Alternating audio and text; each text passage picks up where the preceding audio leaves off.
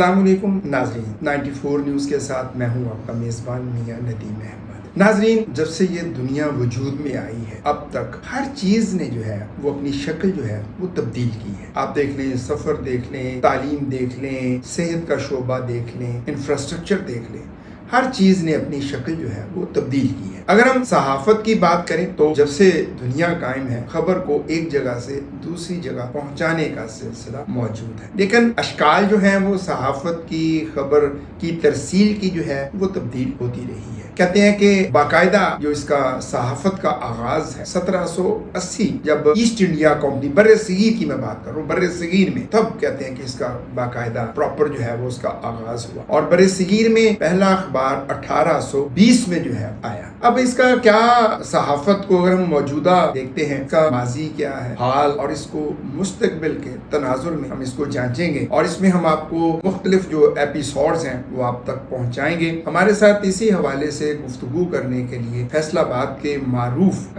Column निगार हैं, senior तज्जिया निगार हैं, senior सहाफ़ी हैं मियां इफ्तिखार अहमद साहब। उनसे हम गुफ्तगू करेंगे।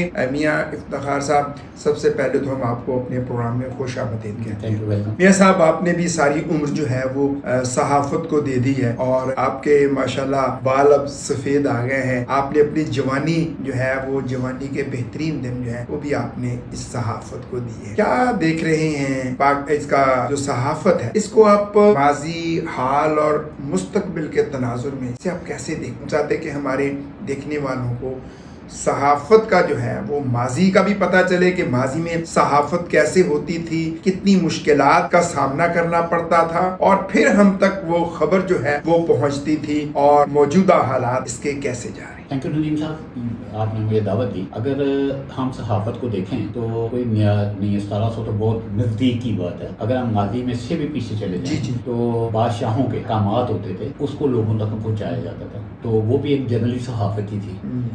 उसका होता था कि बड़े बड़े ढोल होते थे जो कभी हमने नकारे वगैरह बजते हुए फिल्मों में देखे हैं, कभी वो जंगलियों के वो बजाए जाते थे, तो लोग वहाँ इकट्ठे हो जाते थे। जब लोग इकट्ठे हो जाते थे तो उनको वो मनादी वाला जो है मनादी करके वो बादशाह के अहकामात सुनाता। जब हमारे इस वक्त जिस तरह प्रेस रिलीज हमारे पास आती है, हुकूमत की हम से शाया करते हैं, वो मनादी करके बताते। जब आबादियाँ बढ़ी तो आबादियाँ बढ़ने के साथ साथ ये ढोल पे चले, मनादी करने वाले ढोल पे जाते थे मुख्तलिफ जगह पे जाके और वो जो अहकामात बादशाह को होते थे वो बताते थे।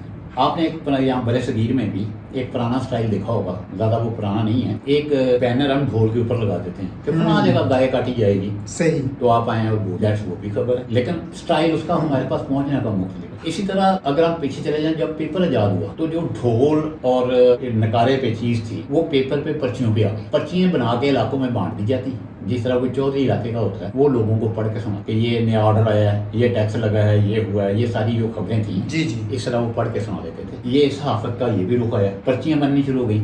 उसके बाद जब 1800 में आके ये आपका प्रिंटिंग प्रेस आजाद हुआ, ये पेपर जो हाथ से लिखते थे वो प्रिंटिंग प्रेस पे, तो वो प्रिंटिंग प्रेस पे जाने की वजह से इसकी तादाद हमारे पास बहुत ज़्यादा बढ़ गई। ये भी तब्दीली हमारी सहाफ़त में आ गई। और अगर आप बड़े सगीर में जाएँ, आपकी एज जो है इसमें तो 286 से हम लोग कंप्यूटर पे, जिसमें हमारी जो मेन लीड थी वो भी 2 टुकड़ों में बनती, फिर मेन लीड को हम जोड़ते थे जी उर्दू डॉस बेस सिस्टम जो था वो होता था, शाहकार वगैरह ये प्रोग्राम आए थे जिन पे हम टाइप करते होते थे। तो ये तब्दीली हमारे होते होते उस वक्त हम कहते थे यार एक कंप्यूटर आ गया, लोग बेरोजगार हो, लेकिन 4 पेज पे निकलता था, फिर भी 65 की जरूरत पड़ी। 4 पेज को जोड़ते थे, फिर इस वाले 4 जोड़ते थे, वो तकरीबन 20-25 पेज होते थे जिनको हमने जोड़ना होता था, 65 फिर भी वहाँ था।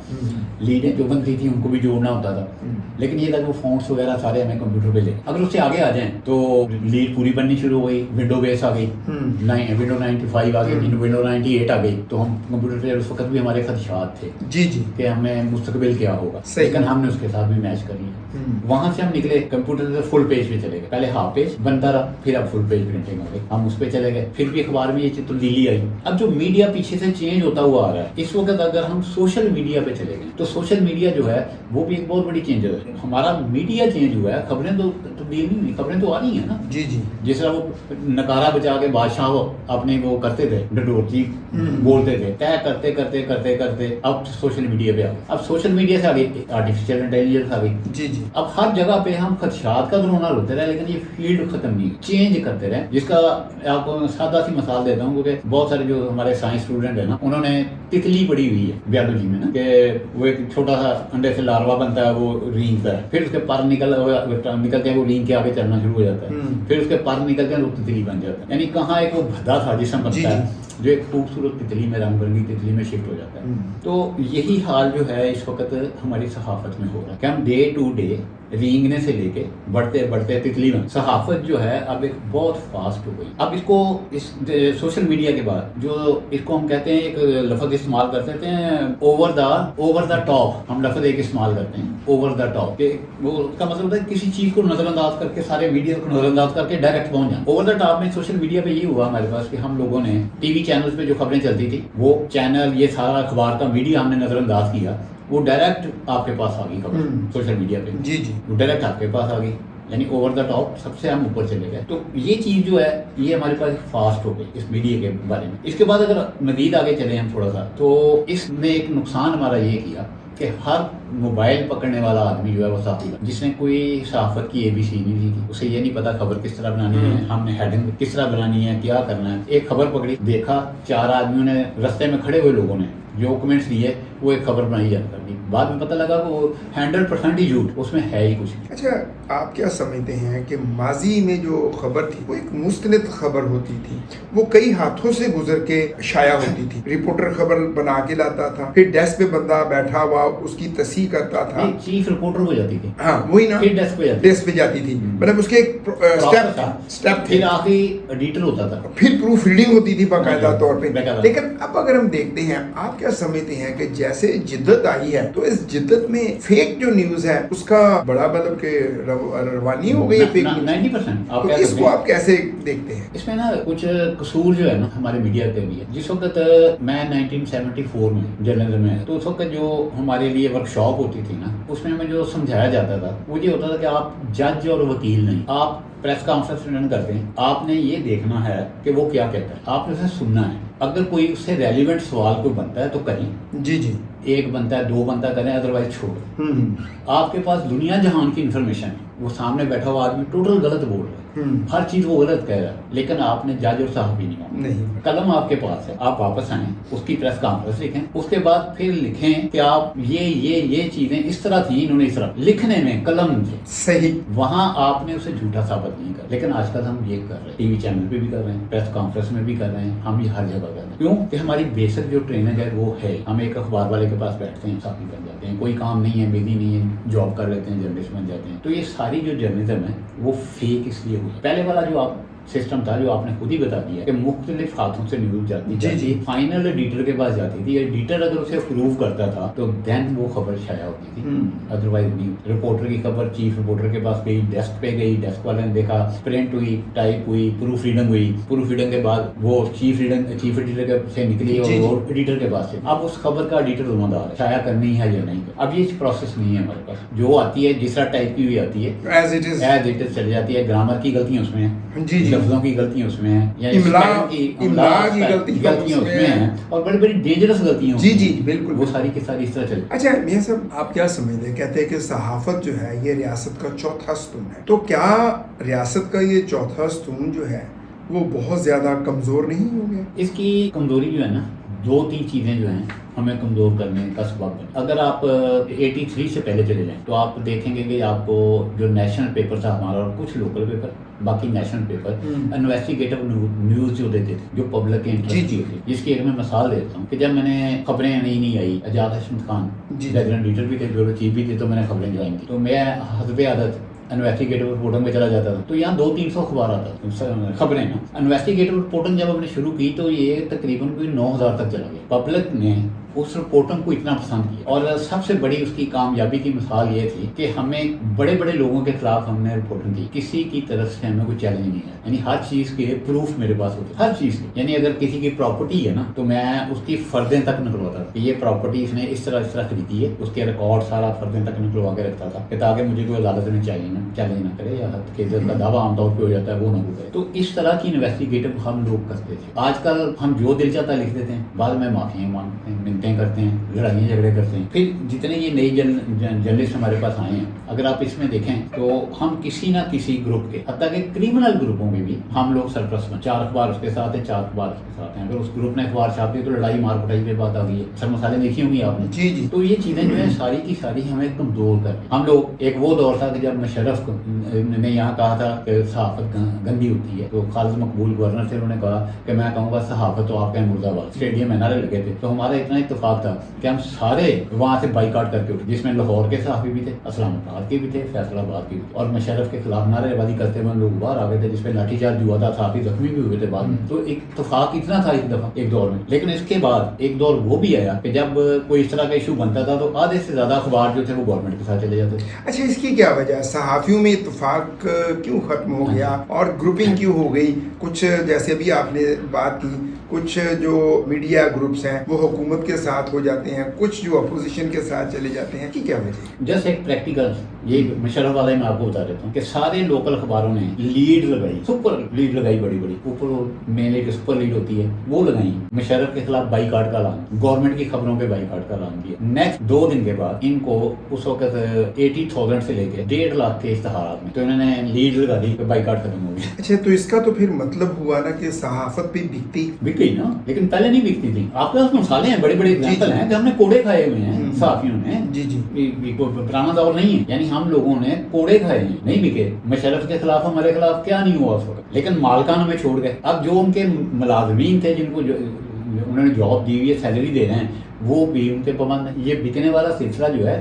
یہ اس لیے کہ ہمارے پاس اپنا بزنس ماڈل نہیں ہے, ہمارے پاس سورس نہیں ہے اخبار پرنٹ کرنے کے لیے. صحیح. ہم انڈیا اور پاکستان میں سب سے بڑی پرابلم ہماری یہی ہے کہ ہم نے اپنا بزنس ماڈل نہیں بنایا. اس وقت انڈیا کے کچھ جو بڑے پیپر تھے وہ ایک اپنے بزنس ماڈل کی طرف چلے گئے, لیکن پاکستان کی بدقسمتی ہے کہ جنگ نوائے وقت جیسے بڑے بڑے پیپر جو ہیں وہ بھی اپنا بزنس ماڈل نہیں بنا. پھر سب سے بڑی خامی یہ دیکھیں, ایکسپریس, دنیا, اس ٹائپ کے جتنے ایک بزنس کمیونٹی نے ادارے شروع کی, جو بزنس سے آلریڈی تعلق رکھتے تھے, ان کو یہ ذہن میں نہیں آیا کہ ہم اخبار کے لیے بھی ایک بزنس ماڈل بنائیں. کس کو بھی ہم نے کل کو چلانا ہے تو اپنے بزنس سے نہیں چلانا, یا گورنمنٹ اشتہارات کسی وقت رکتے ہیں تو اس کو کس طرح رن کریں. ابھی آپ نے بات کی ہے بزنس کی کہ انہوں نے کوئی ایسا منصوبے نہیں بنائے جس سے بزنس ہے, لیکن بزنس مین نے تو اب میڈیا ہاؤسز بنا لیے اپنے کاروبار کو پروٹیکٹ کرنے کے لیے, اپنے کاروباروں کو تحفظ دینے کے لیے. جیسے ابھی آپ نے مختلف گروپس کا جو ہے وہ ذکر کیا ہے, تو کیا ان کے پاس کروڑوں اربوں روپے کا تو بزنس ہے, لیکن وہ اپنے امپلائی کو, جرنلسٹ کو, ان کو تنخواہیں دینے کے لیے تیار نہیں. حکومت یہ کہہ رہی ہے کہ ہم تو کروڑوں اربوں روپے کے ان کو اشتہارات دیتے ہیں, تو اپنے امپلائیز کو کیوں نہیں دیتے؟ کیا کوئی چیک اینڈ بیلنس نہیں ہے, یا حکومت بھی یہی چاہتی ہے کہ بس اخبار کے مالکان جو ہے وہ, جو میڈیا ہاؤسز کے مالکان ہیں وہ ہمارے ماتحت ہی رہیں؟ ہوتا یہ ہے کہ اگر گورنمنٹ جو ہے ان مالکان پہ دباؤ ڈالے گی, عظیم بات ہے یہ مالکان اس کے خلاف لے. گورنمنٹ نہیں چاہتی کہ ہمارے خلاف کوئی آواز بلند ہو. صحیح. اس لیے جو کچھ یہ ملازمین کے پاس کرتے سارے لاز ہیں, قانون ہے, ہر چیز ہے, عمل درآمد نہیں. عمل درآمد کرنے کے لیے کوئی ایسا بندہ چاہیے کرانے کے لیے گورنمنٹ میں آئے کہ جو اس پہ عمل درآمد کرائے, لیکن عمل درآمد نہیں ہوتا.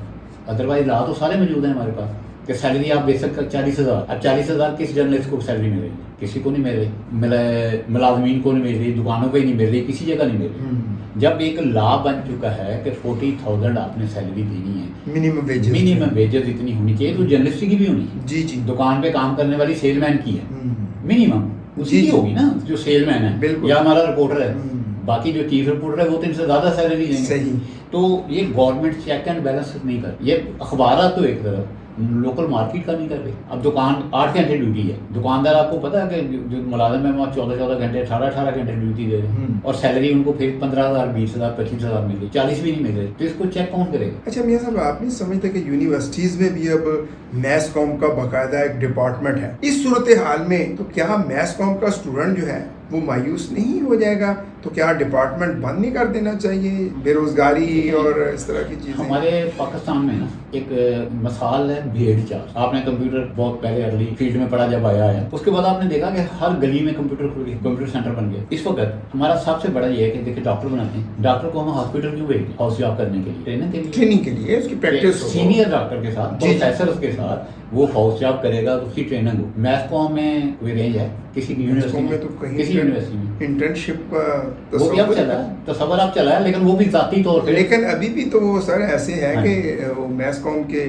असातिज़ा ये कह देते हैं कि स्टूडेंट जाने के लिए तैयार नहीं, वो लेटर के लिए आते हैं जी मैंने इंटर्नशिप जो है वो मुकम्मल कर ली, मुझे डिग्री दे दी है। अब जब तक आप जाके प्रैक्टिकल नहीं करेंगे, आप सादा एक जाली सर्टिफिकेट बनवा के इंटर्नशिप का दे दें तो आपकी ट्रेनिंग पूरी हुई। आप अगर एजुकेशन में चले जाएं, जापान को आप या फिनलैंड को देख लें, इस पर ये दो मुल्क अच्छे जा रहे हैं। इतने इतने छोटे छोटे बच्चे हैं, तीसरी चौथी पांचवी क्लास, वो उन्हें 7 स्केल ट्रेनिंग देते, अतः कि गाड़ियों के इंजन खुलवाए होते हैं उन्होंने जी जी उनके साथ एक पीरियड। हमारे मैट्रिक का स्टूडेंट जो है अगर वो आगे नहीं पढ़ सकता तो बाहर मार्केट में आके क्या करे? कोई है कोई को काम कर सकेगा? मैट्रिक तो बहुत दूर की बात है, कॉलेज से निकलने वाला बच्चा भी कोई काम नहीं कर सकता। अच्छा मियां साहब, हम अगर देखते हैं तो आम लोगों का तासुर यही है कि सहाफ़ी जो है वो ब्लैकमेलिंग बहुत ज्यादा करते हैं, और कोई मेडिकल स्टोर देख लें, कोई दूध की दुकान देख लें, कोई होटल देख लें, कोई रेस्टोरेंट देख लें, वहाँ ये कहा जाता है जी सहाफ़ी जो है वो आते हैं, उनकी मंथलियाँ लगी हुई हैं जैसे बाकी डिपार्टमेंट की लगी हैं। इसमें कितनी सदाकत है और इस तरह के सहाफ़ियों का इस्तेहसाब कौन करे? अगर मैं आपको एक बड़ी अच्छी एग्जांपल दूं, थाने में एक मुहर्रिर होता, एक मैं नाम नहीं लेता उसका, एक जर्नलिस्ट से हमारे, वो हर महीने थाने में जाते थे तो मुहर्रिर उन्हें एक लिफाफा देता था, वो लेके निकल जाते थे। हम एक झगड़ा था हमारे मोहल्ले में हो गया था, वो मुझे पकड़ के साथ ले गए, तो वो वहाँ आए तो वो एक लिफाफा उन्होंने पकड़ाया, वो चुप करके लेके निकल गए। तो मैंने मुहर्रिर से पूछा ये क्या है? ये कहते हैं ये इनकी मंथली है, ये हमारे थाने के खिलाफ खबर नहीं लिखा। यानी थाने वाले लोगों से लेते हैं, वो थाने से भी ले रहे हैं। अब आप उस पर क्या कहेंगे? तो ये चीज जो है, अब हुआ ये कि दूध जो है जाली है, मुख्तलिफ रोड पे आप जाते हैं जी जी, वहाँ 180 रुपए 200 रुपए दूध लिखा हुआ है। लाजिम बात है वो आदमी जब दूध सेल कर रहा है तो उसने फ्रीजर में रखा हुआ है, फ्रीजर के अखराजात, दुकान के अखराजात, एक मुलाजमे के अखराजात डाले हैं, तो 180 में दूध या 200 में सेल करेगा तो ये सारे अखराजात निकाले तो उसने खरीदा कितने में होगा? 140 150। कौन सी गाय है जो इतना दूध देती है आपको कि 140 50 में आप जाके सेल कर? का मतलब तो कोई जाली है, वो जालसाजी की बुनियाद पे इनको पैसे दे रहा है। सहाफी करप्शन की तरफ इसलिए चला गया कि जब इसे मालकान से पैसे नहीं, यहाँ हमारे सहाफत ये रही कि यार वो था ना, एक आदमी ने मुलाजम रखा तो उसने कहा जो कुछ हम कहेंगे करो, कहता जी सैलरी, तो कहता तो सैलरी को नहीं, दाता गंज बख्श पे चले जाओ दरबार पे, अपनी खाओ और हमारी ले। तो हमारी सहाफत जो ये हो गई कि अपनी खाओ हमारी ले। इसका मुस्तकबिल अब कैसे देखें? इसका सहाफत का जो मुस्तकबिल है ये बुरा नहीं। इस वक्त मैंने ना सहाफत पे पिछले दिनों 4 कलम लिखे, सहाफ जो हमारे अखबार फरोश है ना वो खत्म होते जा रहे हैं, साल अखबारों के खत्म होते जा रहे हैं। हक की जो आवाज होती थी अखबार ले लो गली में, वो खत्म होती जा रही है। मैंने इस बुनियाद पे कलम, मेरा था कि शायद मालकान इस पे कुछ सोचेंगे, लेकिन किसी ने कुछ नहीं। मैंने फिर एक कलम लिख दिया। सुबहान साहब हमारे डिप्टी डायरेक्टर रहे हैं इंफॉर्मेशन में, उनका मुझे फोन आया, उन्होंने मुझे कहा कि यार ऐसे नहीं करते कि ये सारे जो मसाइल हैं हमारे यहाँ हैं, बाहर भी हैं कि नहीं, तो वो किस तरह सर्वाइव करते। तीसरा कलम जो मैंने लिखा सिर्फ इस चीज पे लिखा, पाकिस्तान और इंडिया सहाफत में सर्वाइव क्यों नहीं कर सके और फॉरन क्यों कर, जबकि मसाइल सेम थे। अखबार का पेपर यहाँ महंगा हुआ, अखबार का पेपर वहाँ भी महंगा हुआ। जितने मसाइल हम लोग गिन लें ये सारे के सारे फॉरन में, तो उन लोगों ने सर्वाइव क्यों? उन्होंने अपने आप को चेंज किया। अब आप जिस भी जाए वहाँ वो इदारे खत्म तो नहीं हुए, वो सैलरियाँ दे रहे। हम बिजनेसमैन होते हुए अपने बिजनेस के इदारे एक बहुत अच्छे तरीके से चलाते हुए एक इदारे के लिए 5-10 इदारे हम चला रहे हैं, तो हमारे पास बिजनेस मॉडल, अगर हमने अखबार शाया की है तो उसके लिए हम बिजनेस मॉडल क्यों नहीं बना? ये एक मीडिया है, जिस तरह ढोल से लेके करते करते मीडिया चेंज हुआ है, यहाँ भी ये मीडिया चेंज हुआ, एक मीडिया की चेंजेस है। सहाफत खत्म नहीं हो, सहाफी रहेंगे, इन्वेस्टिगेटिव रिपोर्टिंग होगी, रिपोर्ट आप लेके आएंगे। आप जितनी मर्जी एआई कर दें, एआई क्या करती है कि जो कुछ उसके पास है उसी में से तलाश करके देती है, और बाद में वो भी बड़ा गलत होता है। इंसानी जज्बात को एआई नहीं समझ, हमारा जो जाती ख्यालात होते हैं, जो तजज़िये होते हैं, उनको एआई नहीं समझती। ज़ाहिर है वो तो जो पहले डाटा फीड किया है उसने तो वही देना, वो उठाता है ना वेबसाइट से, इधर उधर से उठा के में दे रहा है। चले मियां साहब आपका बहुत शुक्रिया। नाजरीन, सहाफत मौजूद रहेगी, इसकी अशकाल जो है वो तब्दील होती रही हैं, लेकिन बकौल मियां इफ्तिखार साहब के सहाफत का जो मुस्तकबिल है वो अभी भी रोशन है। कहते हैं ना, पेवस्ता रह शजर से उम्मीदें बाहर रख, उम्मीद तो यही है। लेकिन उन्होंने फेक न्यूज़ की भी बात की कि हमारे जो सहाफ़ी है वो अब मेहनत नहीं करता, थोड़ी सी मेहनत करे तो सही न्यूज़ जो है वो आवाम तक पहुँचाई जा सकती है। इसी के साथ ही अपने मेज़बान मियां नदीम अहमद को दे इजाज़त। पाकिस्तान जिंदाबाद।